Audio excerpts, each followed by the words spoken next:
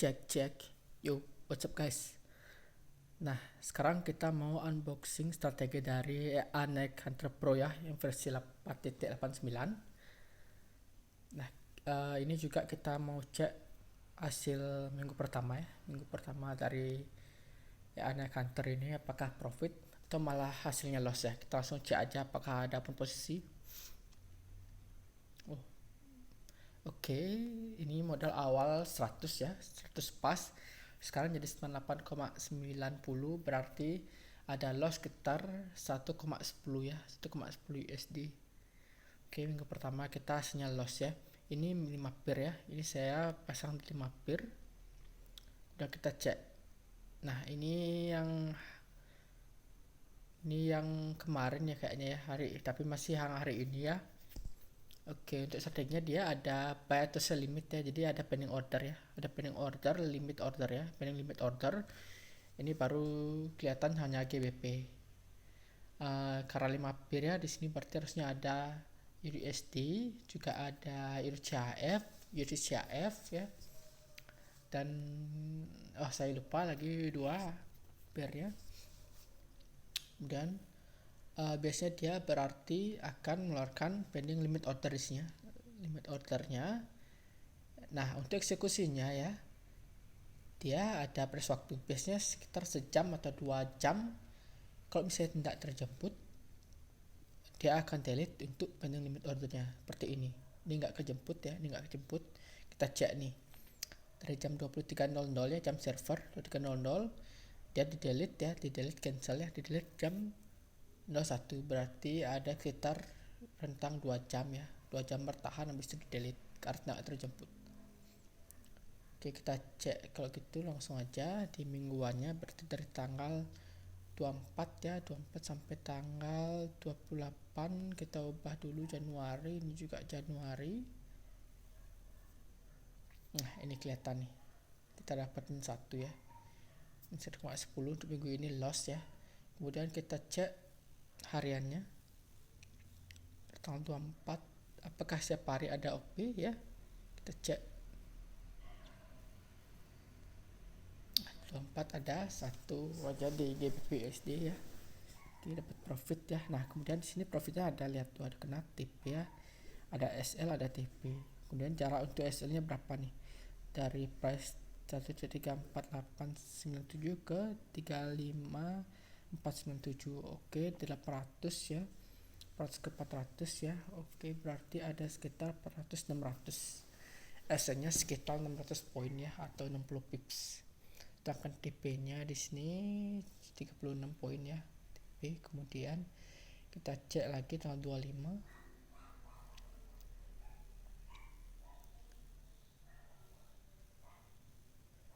Tanggal 25 apakah ada? Oh, ini ada GBP lagi ya. GBP kena TP lagi ya, tapi TP nya dapat 14, beda dengan yang tadi ya. Kemudian untuk SL nya tetap ini berapa nih, SL nya 348 sampai 342, sekitar 600 juga ya. SL sekitar 600, tapi TP nya dari cuma 14 poin ya TP nya. Oke, kita cek lagi apakah ada beda TP nanti ya. Tanggal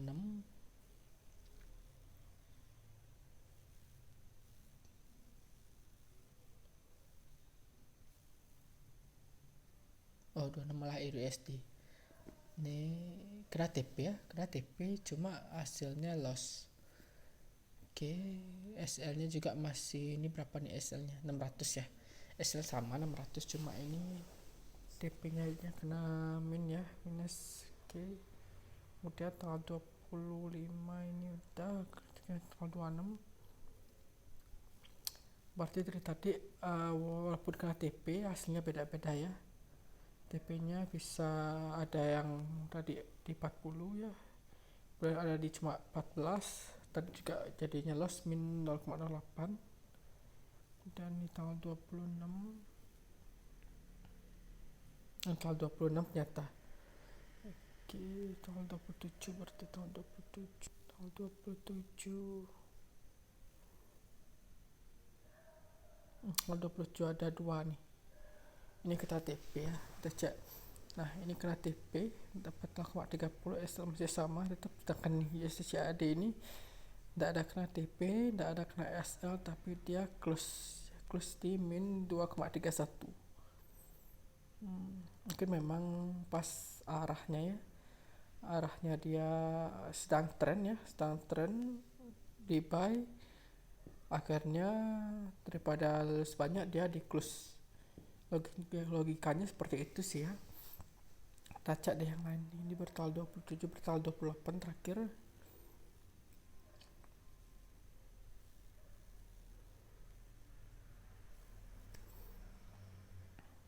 Nah ini yang lebih ramai tanggal 28, kena TP. Nah ini juga nggak kena TP nih, TP nggak kena, SL nggak kena, tapi dia close.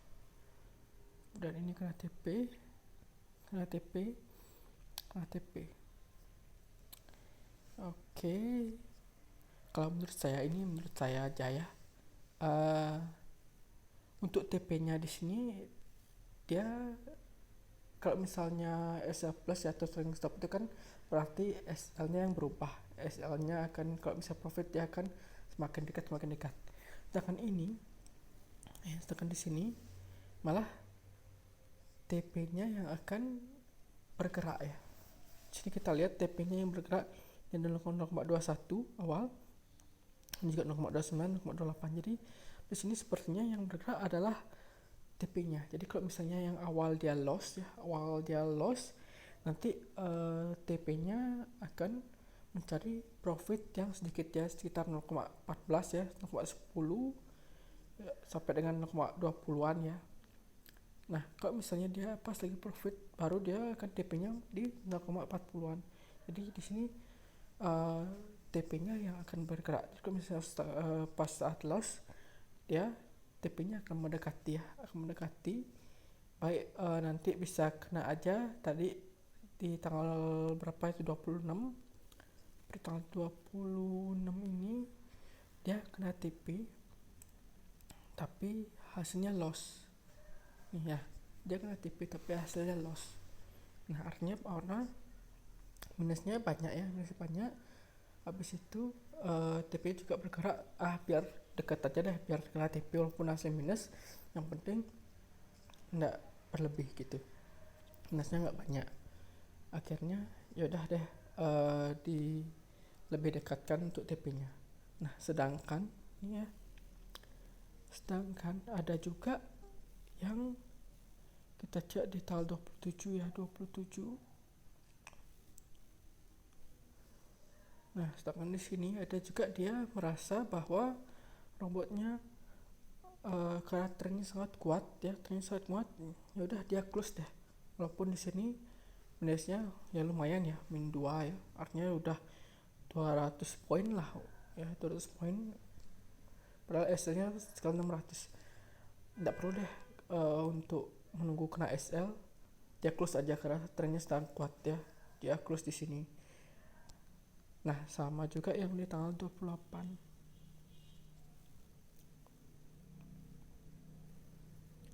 Sama juga di tanggal di sini. Sepertinya trennya bakal kuat ya. Padahal di sini kita cek nih. Ya, ini cek nih. Ini sebenarnya rentang waktu buy limit sama sell limitnya enggak terlalu enggak terlalu jauh. Ini aja di 0012 dan di sini 059. Nah, jadi di sini USD buy limitnya sudah TP jam 0047, berarti sekitar ya 35 menitan udah TP. Kemudian ada sell limitnya yang terjemput. Nah, sedangkan pas sell limit terjemput ini ternyata trend buy ini masih jalan trend buy, sehingga dia close untuk yang sell ini, dia close aja deh daripada nanti malahan minusnya lebih besar kayak gitu. Ini sih menurut saya ya, mungkin ada pendapat lainnya silahkan, tapi kalau misalnya menurut saya itu ya kayak tadi, ini TP-nya, ini main TP di sini, main TP yang mendekat. Kemudian kalau misalnya lagi trend, dia akan close deh walaupun nggak kena SL, nggak kena TP. Dan yang hari ini juga cuma ada GBP/USD ya. Kalau misalnya marketnya lagi bagus ya, dia biasanya langsung 5 pir bakal banyak di sini, pending ordernya banyak. Kalau nggak kejemput langsung di close semua. Dan rentang waktunya biasanya sekitar sejam 2 jam ya. Jam 2 jam nggak kejemput, dia delete deh. Artinya memang sudah kedaluarsa lah artinya ya, atau lagi sideways lah gitu, lagi sideways lah. Jadi daripada mereskuikan nanti ndak kena TP ya, malahan tren, ya udah dia delete aja deh kayak gitu. Oke, kali ini minggu ini min 1,10 ya. Kita cek deh minggu depan dapat berapa ya, karena di sini di Anek Antara Pro ini diklaim bahwa low drawdown ya, low drawdown, sehingga dan profitnya itu bagus ya. Dari mungkin kita mesti bersabar aja sih, karena per hari itu kayak tadi enggak dapat 1% tuh, enggak cuma dapat berapa tadi itu, ada 0,11 0,20-an, berarti cuma sekitar 0,2 sampai 0,5%an lah dapat sehari. Jadi kita mesti sabar aja. Dan ini enggak tahu apakah harian dia ada pending order ya, akhirnya enggak kejemput ya, enggak kejemput, atau dia seperti Asping yang sangat jarang bisa 2 harian 3 harian. Kita cek lagi selanjutnya seperti apa. Jadi karena ini masih minggu pertama, minggu awal, kita belum tahu nih apakah ada perbedaan atau apa ada book lain, atau ada yang lainnya deh kayak gitu. Jadi kita tetap pakai ini, kita cek lagi perkembangannya, nanti di minggu kedua baru nanti akan kelihatan deh ada beda. Kayak misalnya OP-nya enggak harian ya. Kalau tadi kan kita cek di minggu pertama bahwa OP-nya itu setiap hari ya, dari tanggal 24, 25, 26, 27, 28 itu ada posisi yang sudah close. Nah, untuk yang minggu ini apakah nanti beda, sehari bisa enggak ada OP ya, enggak ada yang close, ataukah 2 hari baru muncul ya untuk close profitnya. Nanti baru kita bisa cek lagi ya. Oke, mungkin untuk review di minggu pertama untuk proses strategi mungkin cukup itu saja yang saya paparkan. Kita cek lagi apakah nanti minggu kedua ada perbedaan, kita paparkan lagi ya. Oke, sekian dulu dan terima kasih.